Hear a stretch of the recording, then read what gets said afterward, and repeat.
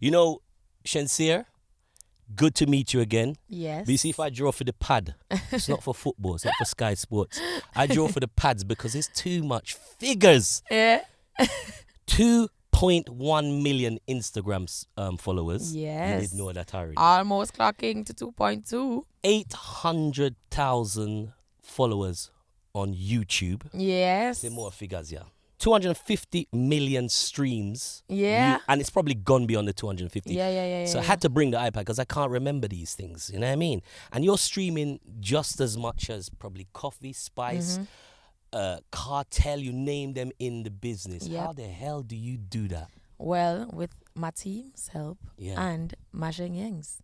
Yeah. Because they are the people who are streaming my music and sharing it as well. So I have to give them credit just as how I give myself and my team credit. Well, let me give you some credit here because social media is not the easiest tool for anyone to use, and any professionals out there, whether it be it sports or music. Not everybody gets the hang of social media. And to get the hang of social media, I believe you just have to be yourself. Be yourself. And not everybody can be yourself. And on top of that too, some of them might be themselves, but they don't have the mentality to stand the negativity that comes with it.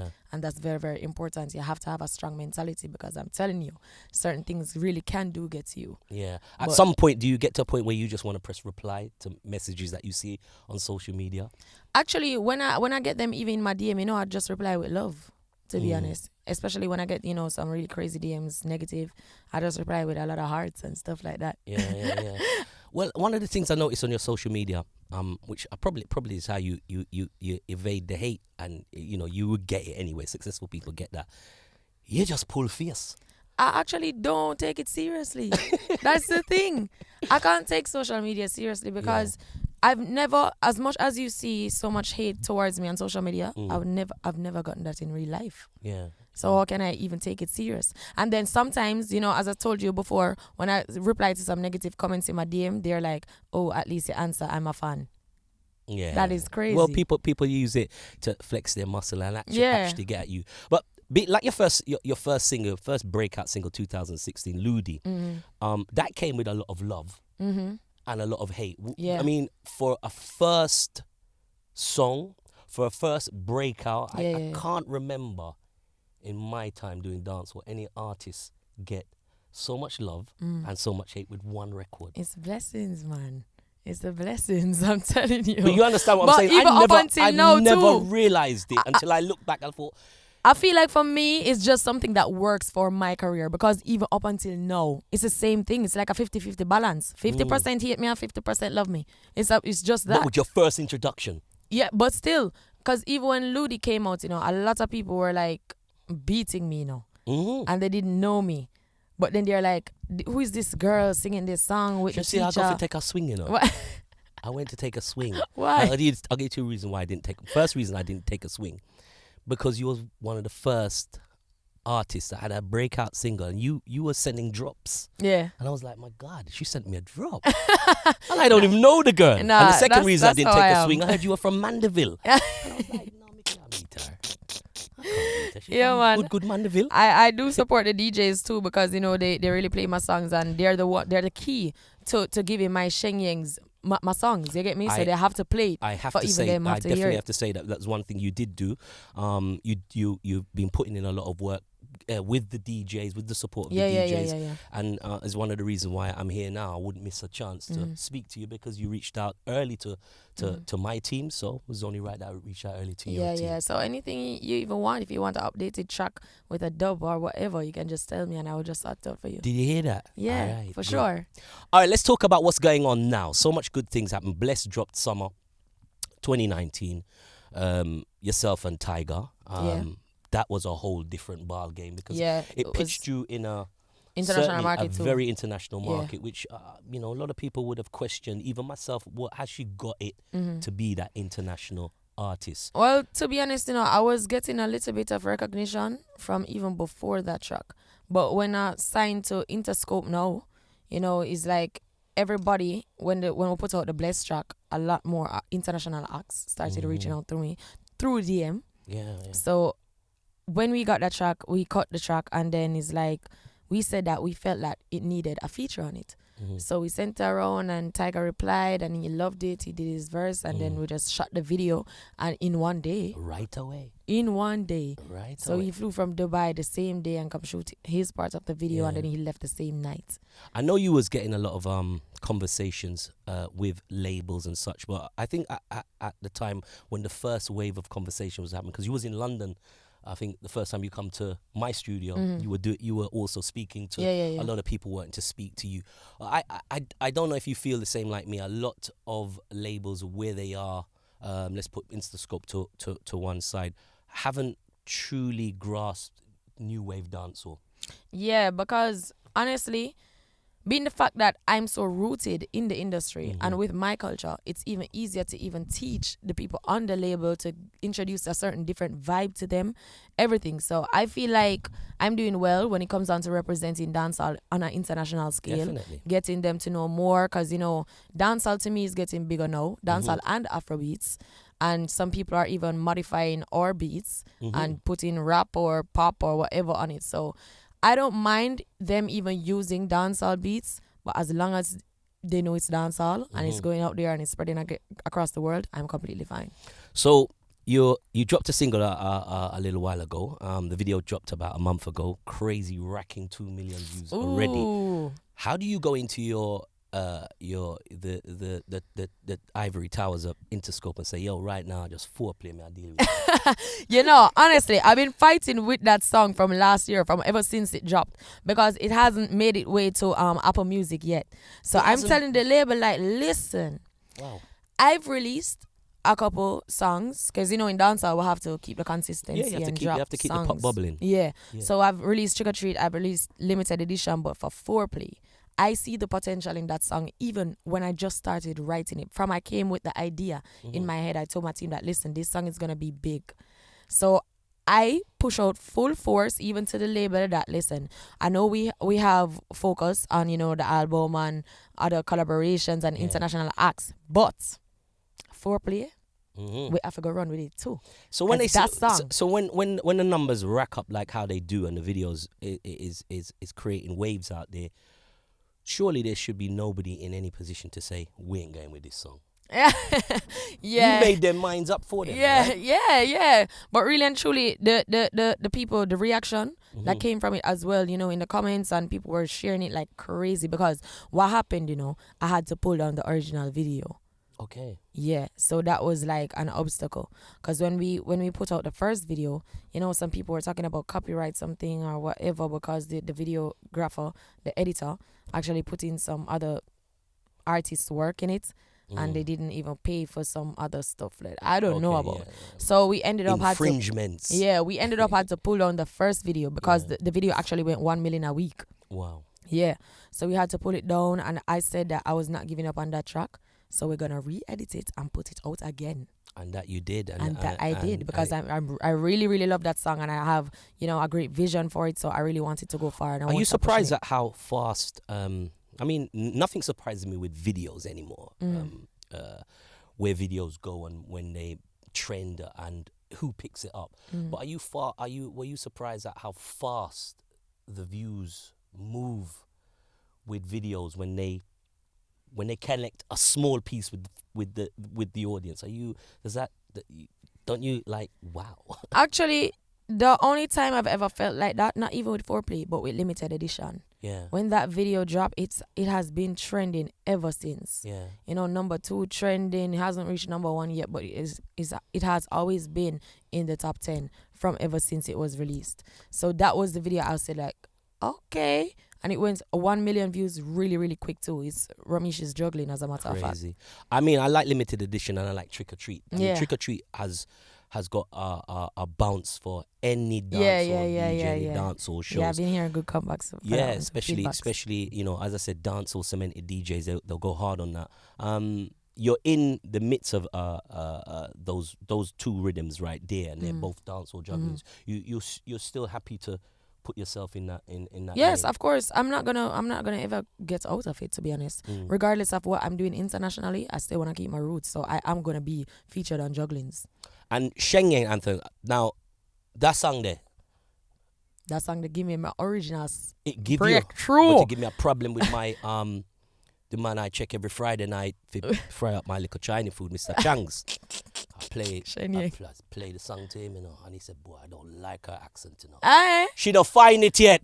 I'm a real Chinese man. You know what I mean? Yeah.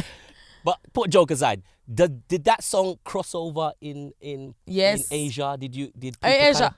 Well, I get dubs from that side, from Japan and Korea. I've been doing a couple dubs for I don't even remember their names, but yeah, I've been doing. So nobody in Asia found it a bit. But I know I'm supposed to do some shows there, but we're just waiting on the right time to go over there, because I don't want to just go there for just like 1 and 2 shows. Of course not. Asia's I want to spend some time big, there. man. Exactly. You got to do the whole thing. Yeah. So that's what we're waiting on. But I've used my songs in a lot of Clash still. Yeah. Places that you haven't been to so far. I mean, I was looking at your schedule. Israel. You're back in Europe.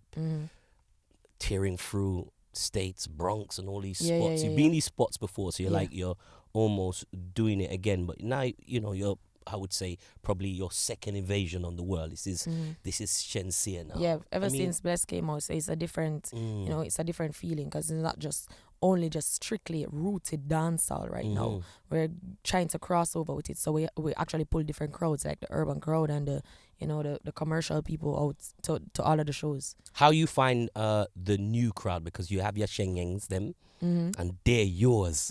Yes, for sure. How do you find the when you're crossing and you're now hitting new fans? How do you find those people? I know you can read your fans very well. Yeah. But when I go on stage, I feel good, because the fact that when I'm performing and people who are just seeing me for the first time, they're just like looking with a smile on their faces, like, okay, we like this new girl, we like how she sounds, we like the vibes, we like what she's doing on stage.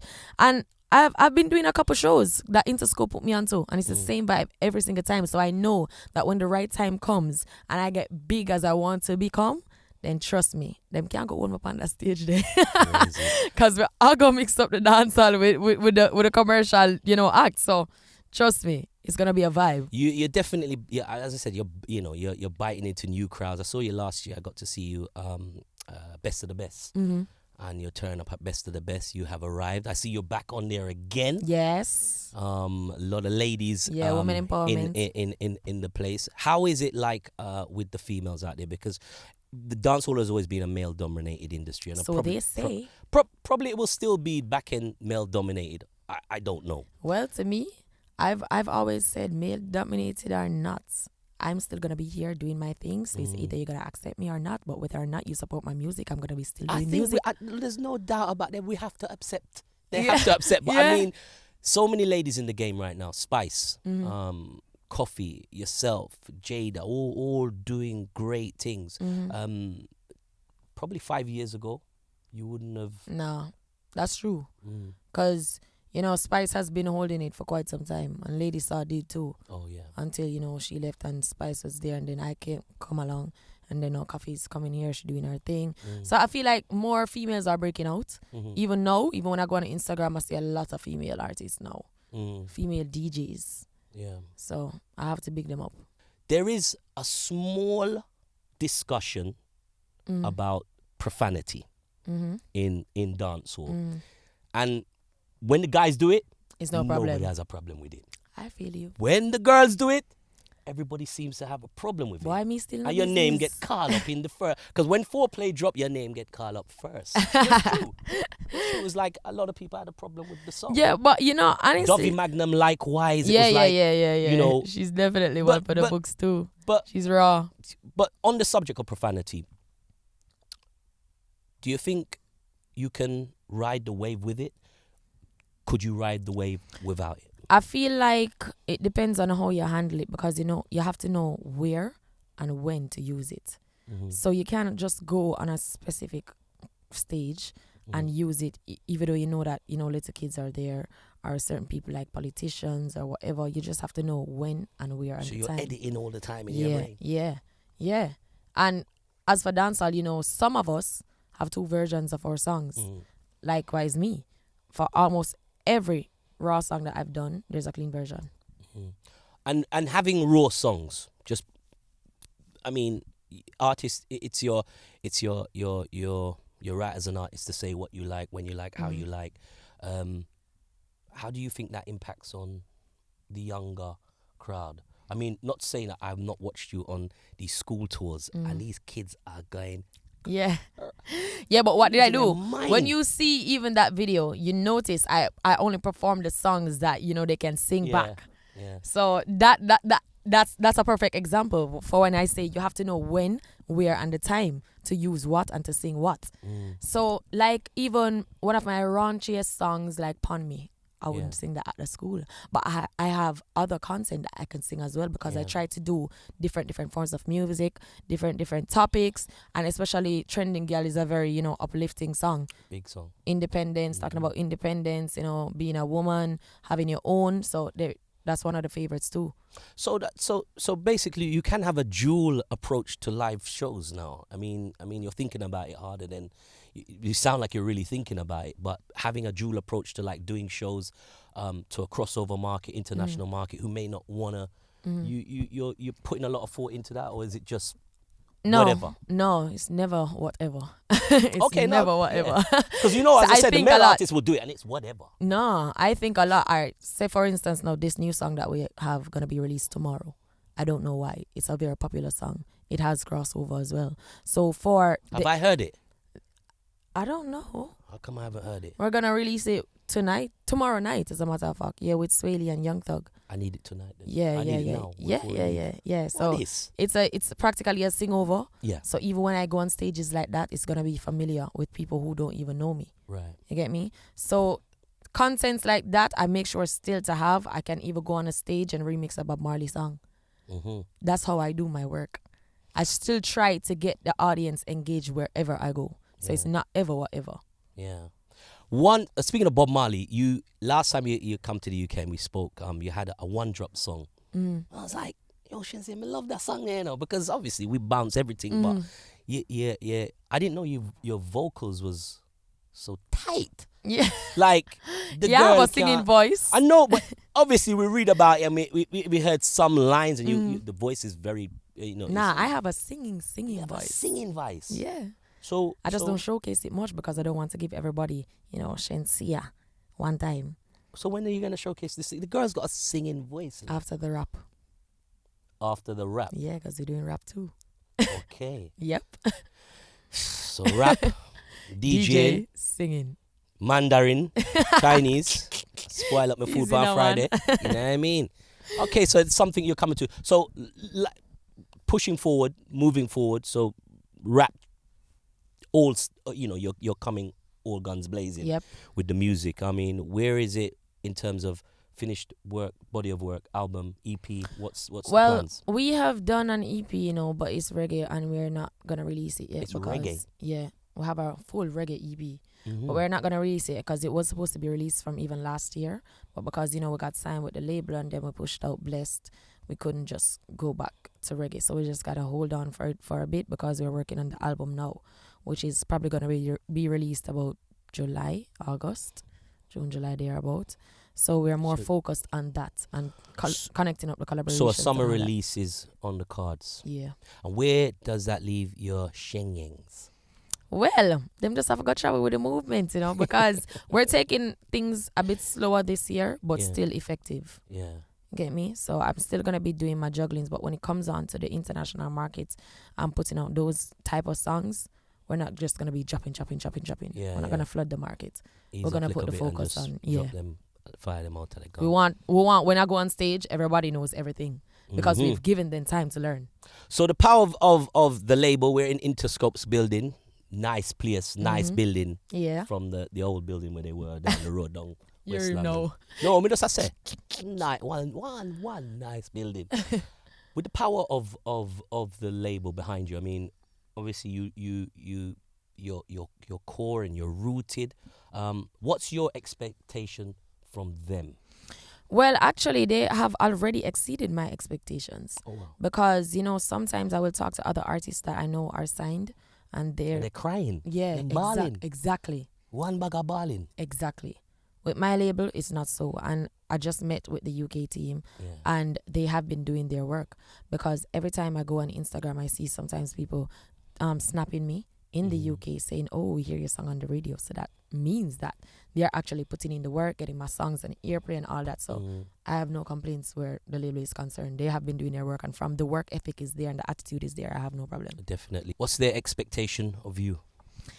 Oh, for me, it's just to be. Because I hope they're not going to say, "Hey, can you do that like Rihanna? Can you Nah. hitch up your skirt a little bit Nah, like?" nah. But you know, some people tricky that they them. They're cute with that. Actually, Your they label's love who cute I with it. am because sometimes I do have a good sense of humor, so I do make them laugh, and I'm really comfortable to talk to and be around. Even when I partied with my American team, we went out and we were there having fun. They were like, "I can't believe this. We're actually here partying with the artists. It's not normally so."